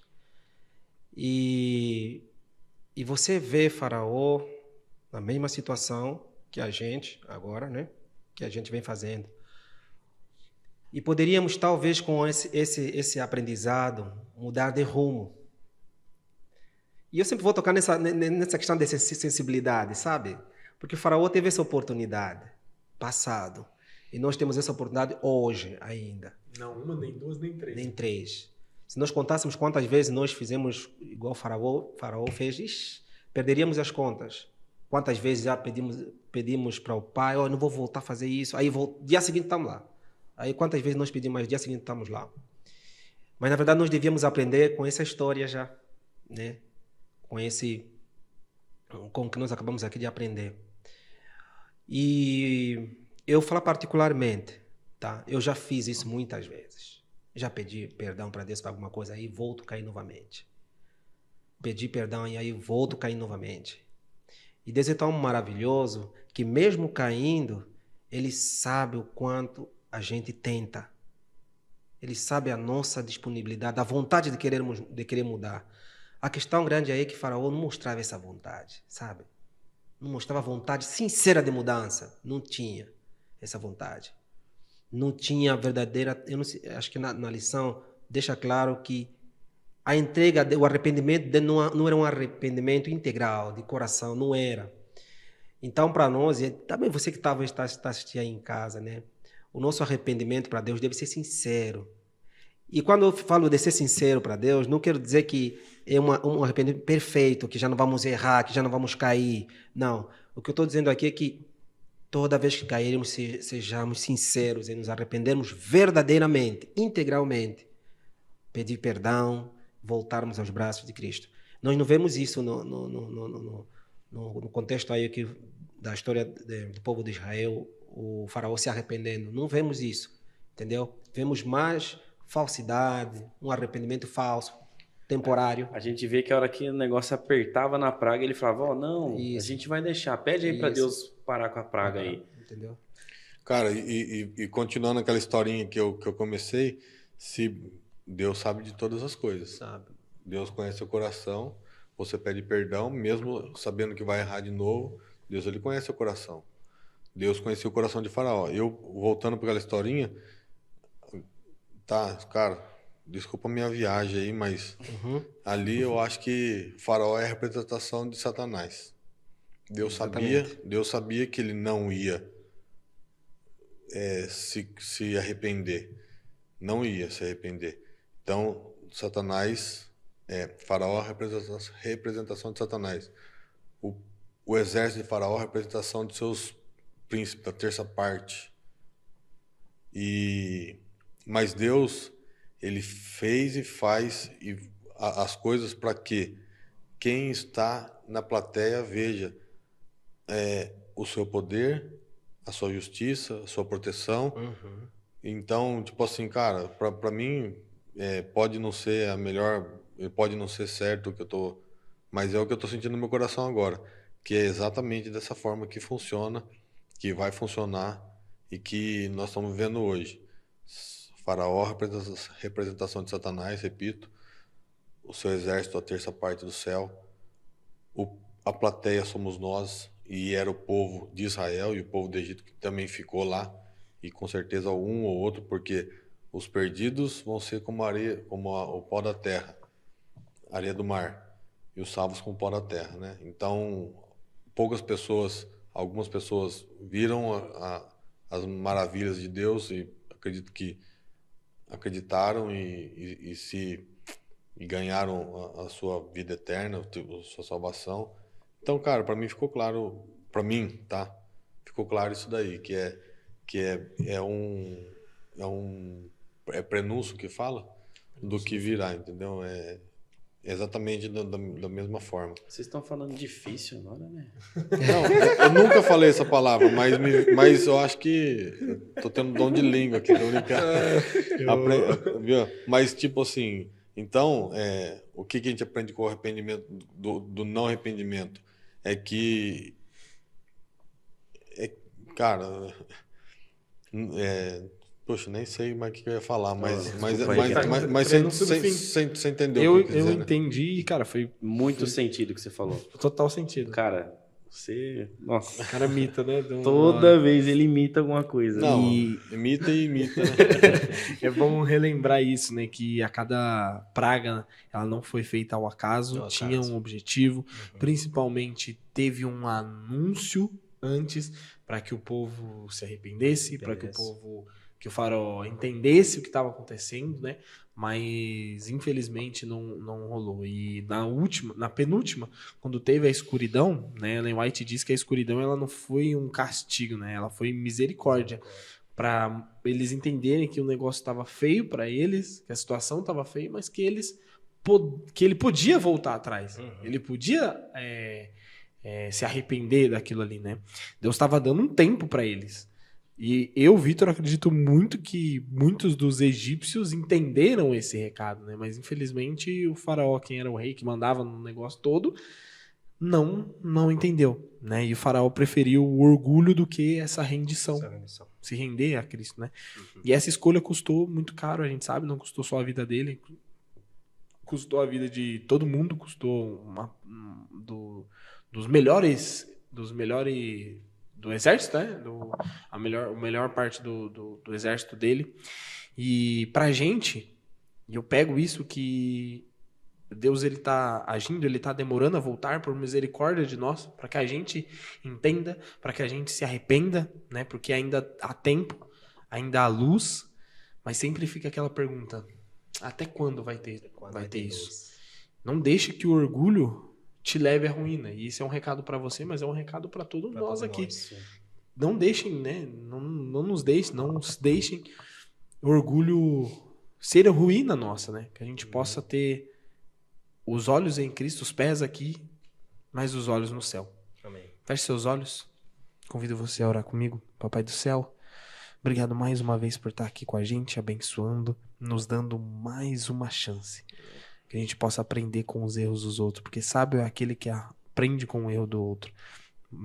O faraó, infelizmente, não se arrependeu, teve um falso arrependimento, isso custou muito dele. E a gente sabe que, da mesma forma que o Greg parafraseou tudo aqui, trouxe o contexto, pode custar muito pra gente também. E muito, não só pra gente, mas pra quem tá ao nosso redor. Então, Pai, obrigado por nos dar a tua misericórdia, por ser gracioso com a gente e nos ajude a continuar firme segurando a tua mão, Pai. Pelo seu Filho amado Jesus. Amém. Amém. Amém. Meu povo, a história de Faraó, ela mostrou pra gente, né, que ver os sinais não é só suficiente. Então, só você ver não adianta de nada, é preciso você se submeter, é preciso você entender diretamente, né? As pragas, elas foram mais do que castigos, elas foram literalmente convites para mudança, para que não só o Faraó, mas todo mundo que estava ali sendo egípcio se mudasse, né? Deus continua agindo assim, ele sempre avisa, ele espera, ele insiste em você, em mim, na gente, mas ele respeita a nossa vontade. Não tem nada do que ele possa fazer se você não quiser fazer, né? É isso aí. Que a gente não precise passar por todas essas pragas que o povo passou, que a gente não precise sofrer dessa mesma forma para deixar Deus ser Deus na nossa vida, tá? Se você tá aqui, muito obrigado pela sua presença, Moreno.